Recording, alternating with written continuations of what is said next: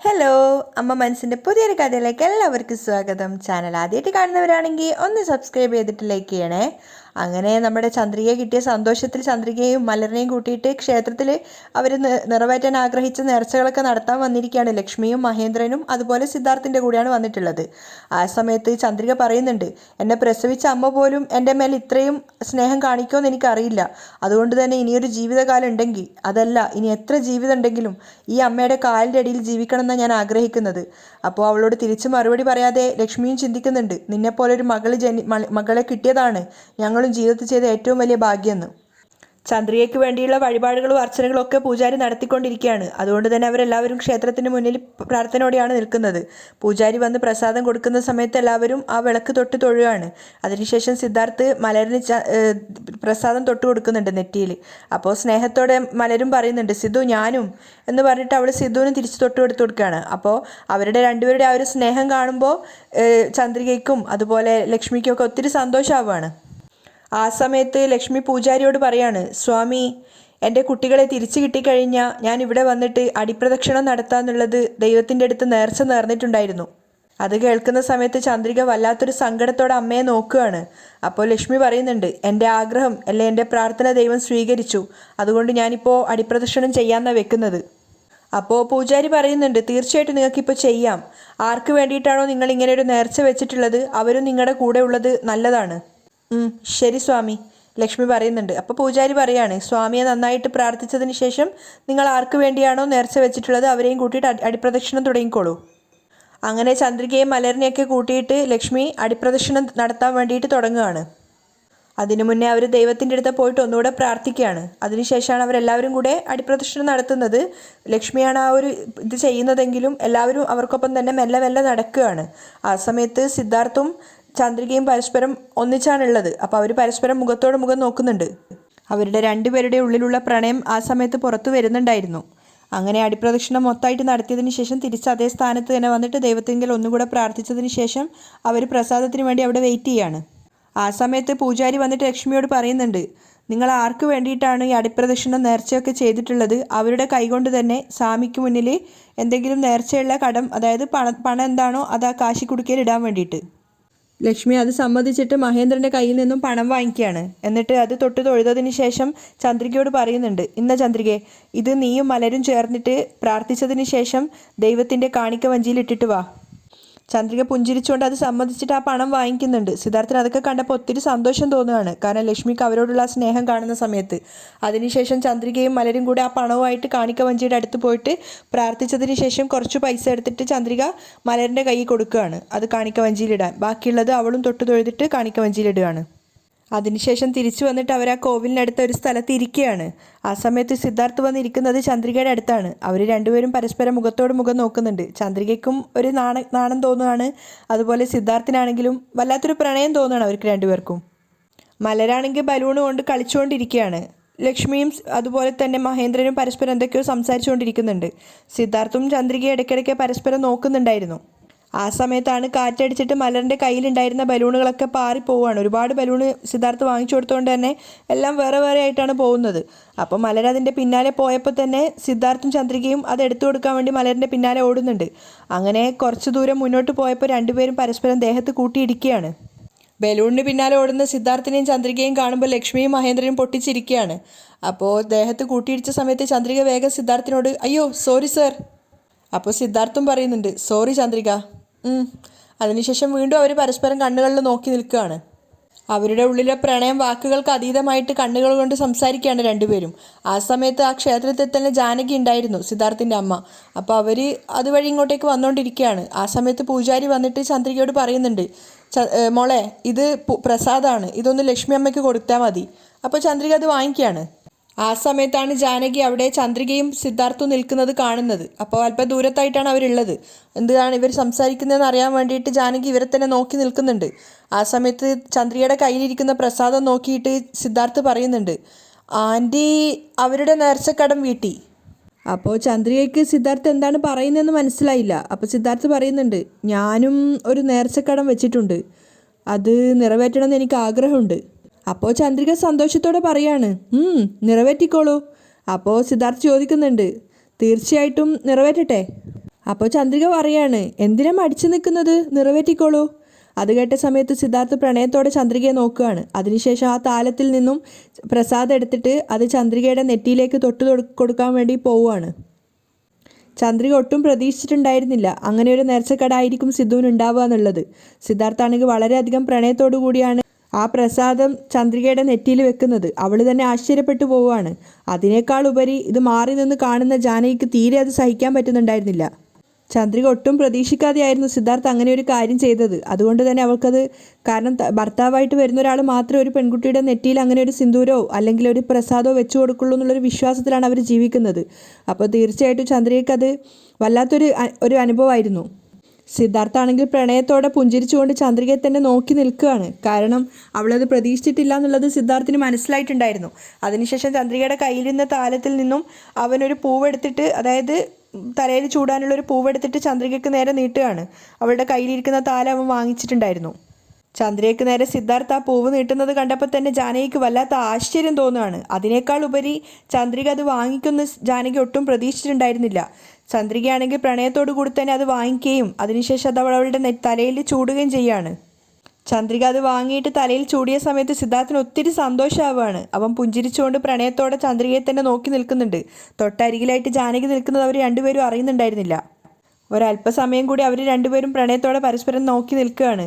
പക്ഷെ ജാനകിക്ക് ഇതൊക്കെ വല്ലാത്ത ദേഷ്യം ഉണ്ടാക്കുന്ന കാര്യങ്ങളായിരുന്നു. ആ സമയത്താണ് ബലൂണൊക്കെ ആയിട്ട് മലരോടി വന്നിട്ട് പറയുന്നത്, സിദ്ധു ബലൂണ് കിട്ടിയിട്ടുണ്ട്.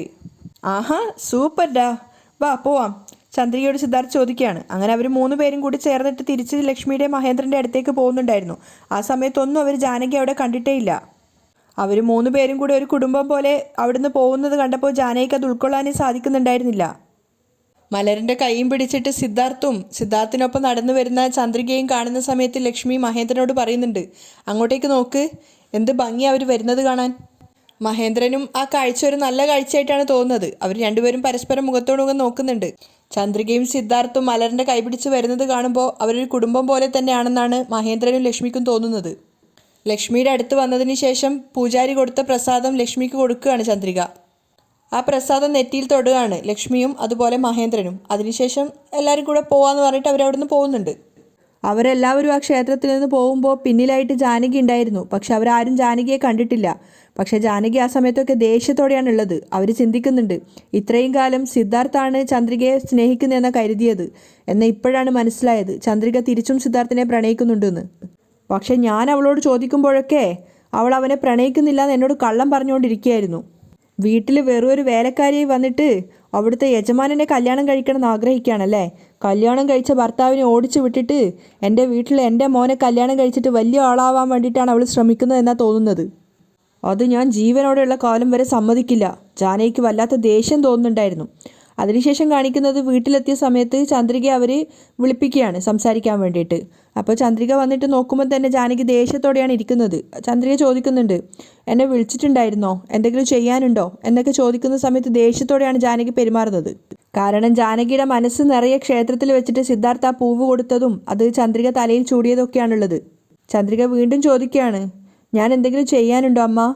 അപ്പോൾ ദേഷ്യത്തോടെ ജാനകി പറയുന്നുണ്ട്, അതെ, ഞാൻ പറയുന്ന കാര്യം മറക്കാതെ നീ ചെയ്യണം. എന്താ അമ്മ ചെയ്യേണ്ടത്? ചന്ദ്രിക ഭയത്തോടെ ചോദിക്കുകയാണ്. അപ്പോൾ ജാനകി ദേഷ്യത്തോടെ പറയുന്നുണ്ട്, നീ എൻ്റെ മോനെ വിട്ടിട്ട് ഇവിടുന്ന് പോവണം.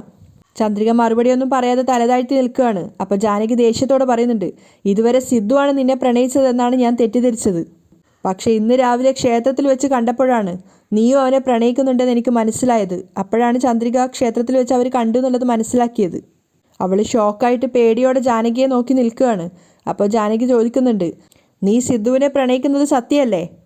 ചന്ദ്രിക പേടിയോടെ മറുപടിയൊന്നും പറയാതെ നിൽക്കുകയാണ്.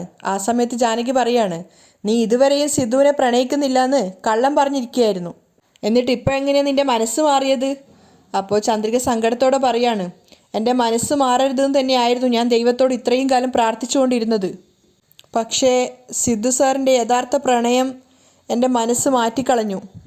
അത് കേട്ട സമയത്ത് ജാനകി ദേഷ്യത്തോടെ ചന്ദ്രികയുടെ മുഖത്തേക്ക് നോക്കുകയാണ്. എന്നിട്ട് ചോദിക്കുന്നുണ്ട്, അപ്പോൾ നീയും അവനെ ആത്മാർത്ഥമായിട്ട് പ്രണയിക്കുകയാണ്, അങ്ങനെയല്ലേ നീ പറഞ്ഞതിൻ്റെ അർത്ഥം? അപ്പോൾ ചന്ദ്രിക വല്ലാത്ത സങ്കടത്തോടെ പറയുന്നുണ്ട്, ഈ ജീവിതകാലം മുഴുവൻ എനിക്കും എൻ്റെ മോൾക്കും വേണ്ടിയിട്ട് ത്യാഗം ചെയ്യാൻ വേണ്ടി അവർ തീരുമാനിച്ച ആ തീരുമാനത്തെ എന്നെക്കൊണ്ട് സ്വീകരിക്കാതിരിക്കാൻ കഴിഞ്ഞില്ലമ്മേ. അത് കേട്ട് ജാനകി ദേഷ്യത്തോടെ ചന്ദ്രികയെ നോക്കുകയാണ്. അപ്പോൾ സങ്കടത്തോടെ ചന്ദ്രിക പറയുന്നുണ്ട്, ഞങ്ങളാണ് അവരുടെ ലോകവും, ഞങ്ങൾക്ക് വേണ്ടിയാണ് അദ്ദേഹം ജീവിക്കുന്നത് എന്ന് പറയുന്ന സമയത്ത് എനിക്ക് അദ്ദേഹത്തിൻ്റെ സ്നേഹത്തെ മറികടക്കാൻ സാധിച്ചില്ല.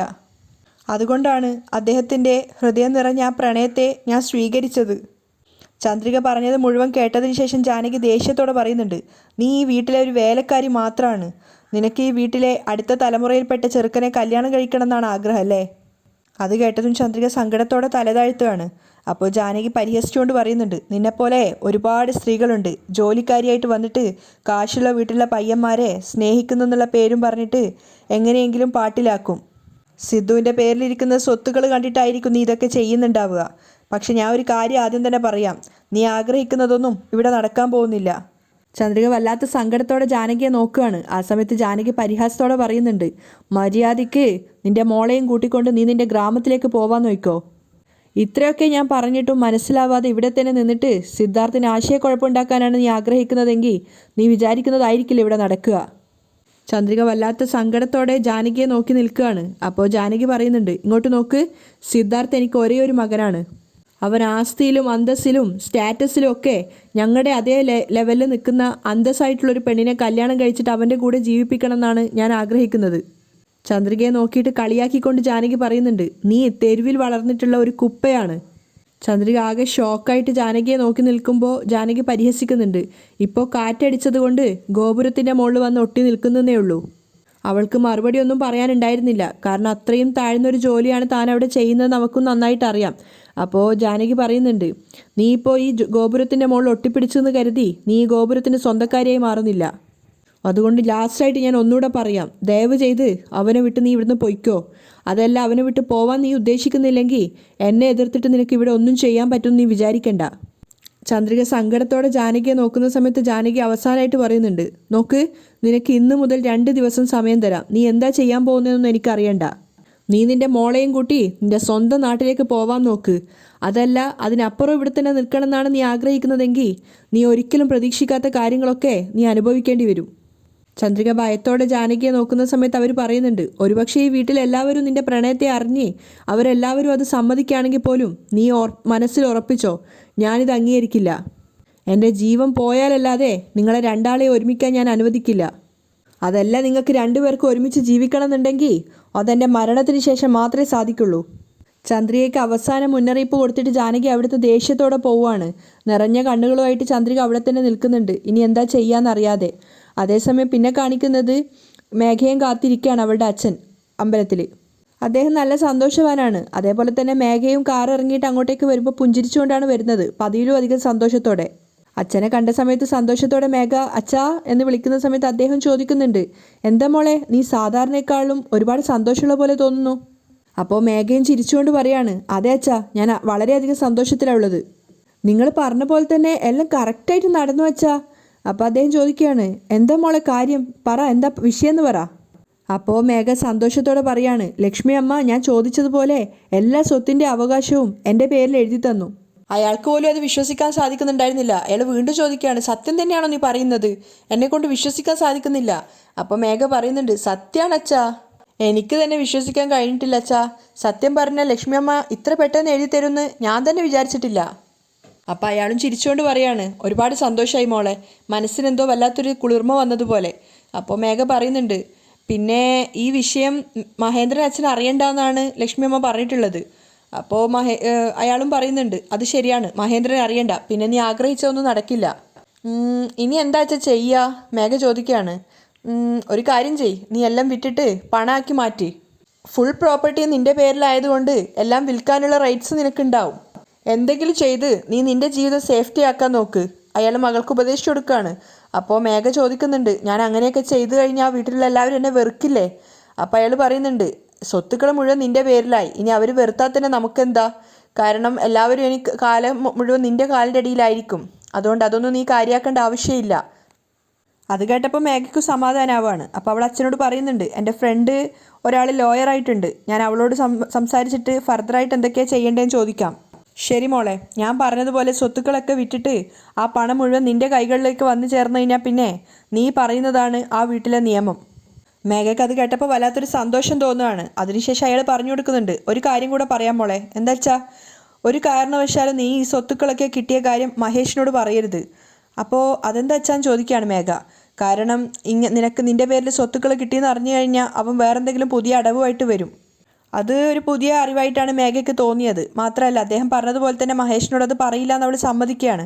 അവിടെയാണ് ഇന്നത്തെ എപ്പിസോഡ് വൈൻഡപ്പ് ചെയ്തത്.